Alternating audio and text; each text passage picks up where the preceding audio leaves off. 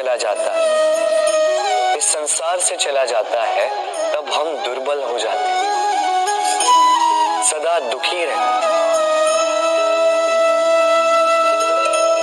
क्या ये होना चाहिए? इस प्रकृति को देखिए, वृक्ष पत्तों के झड़ने से शोक नहीं मनाता, वो नए पत्तों के आने का स्वागत करता है।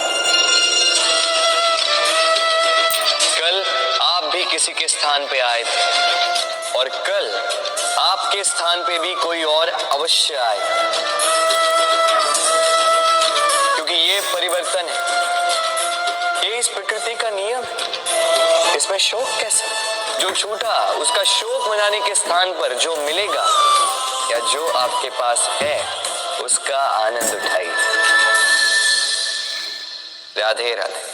व्यक्ति किसी और वस्तु या भाव से परिचित हो ना हो, भय और भविष्य दोनों ही व्यक्ति के मन में सदैव रहते हैं, जिनका अस्तित्व व्यक्ति के अस्तित्व पे भारी रहता है। विचित्र है ना? वह वो है जिसे आप नहीं जानते, जो अनजान है, और इसी कारण आपको भय लगता है कि ना जाने क्या होगा। भविष्य वो है जो अब तक घटा ही नहीं, तो जो घटा ही नहीं उसके विषय में चिंता क्यों? आपके हाथ में है वर्तमान, वर्तमान के कर्म सत्य मन से कीजिए और सोचिए ये कि अपने कर्मों को और कितनी श्रेष्ठता से किया जा सकता है। इसलिए आप विश्वास कीजिए, यदि वर्तमान के कर्मों को आप सत्य मन से करोगे तो भय स्वयं ही निकल जाएगा और भविष्य का फल अवश्य ही मीठा होगा। इसलिए भय और भविष्य से डरना छोड़ दीजिए, इस वर्तमान को जी। हम सबको कभी न कभी तो क्रोध आता ही और आएगा भी। मनुष्य इन्हीं भावों से हम जुड़े, किंतु ये क्रोध क्यों आता है? कभी सोचा है आप? ये क्रोध तब आता है जब हमारे मन के अनुसार कुछ ना हो, जैसे कभी कोई हमारी बात ना माने या कभी हमें पराजय प्राप्त हो जाए। किंतु इन सारी परिस्थितियों में आधार एक ही है कि कहीं न कहीं किसी न किसी स्थान पे हम दुर्बल हैं। क्रोध जन्म लेता है हमारी दुर्बलता से और फिर वो हमारी सबसे बड़ी दुर्बलता बन जाता है। यदि क्रोध को वश में न रखा जाए तो भ्रम जन्म लेता है। यदि भ्रम को वश में न रखा जाए तो विवेक व्याग्र होने लगता है और यदि व्याग्रता को वश में न किया जाए तो व्यक्ति का तर्क ही नष्ट हो जाता है, सोचने समझने की शक्ति शून्य हो जाती है और फिर उस व्यक्ति का पतन हो जाता है। इसलिए अपने क्रोध पर वश रखें और अपने मन को शांत होने के लिए करें। राधे राधे। अक्सर आपके बड़े बूढ़ों ने आपसे कहा होगा कि ये संसार दुख का मूल है और ईश्वर भक्ति उस दोष से दूर जाने का मार्ग है। किंतु सोचिए, यदि ये संसार दुख का सागर होता तो क्या नियति आपको यहाँ पर जन्म लेने देती? क्या ईश्वर यहाँ पर अवतार लेते? जब समस्याओं पर हमारा वश नहीं चलता, हम आरोप लगाते हैं इस संसार पर। यहाँ के लोगों सोचते हैं कि काश मैं यहाँ पे आया ही ना हो। एक किसान बंजर धरती पर जाता है और अपने परिश्रम से उसे लहलहाते खेत में परिवर्तित करता है। एक दर्जी जिसके पास एक सामान्य सा वस्त्र आता है, अपने परिश्रम से उसे एक सुंदर वेश में परिवर्तित कर देता है। आप भी परिश्रम कीजिए। ये महत्वपूर्ण नहीं है कि आप किस संसार में आए, ये महत्वपूर्ण नहीं है कि आप यहाँ कैसे आए।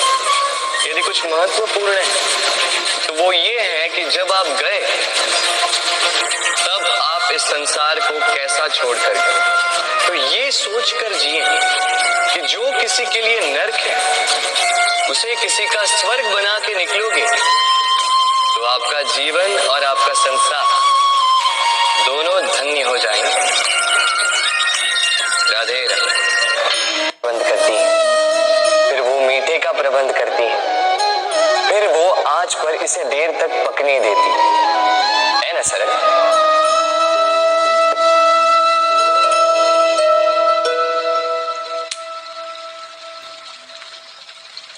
इतना भी सरल नहीं। इस जीवन में आनंद की खीर चखने का भी यही तरीका है, किंतु इसमें समय बहुत लगता है। शुद्ध श्वेत दूध जैसे भावों में, कभी न टूटने वाले संबंधों में प्रेम की मिठास मिलाकर जब प्रयास और परिश्रम की आंच पर देर तक पकाया जाता है तब बनती है आनंद रूपी खीर।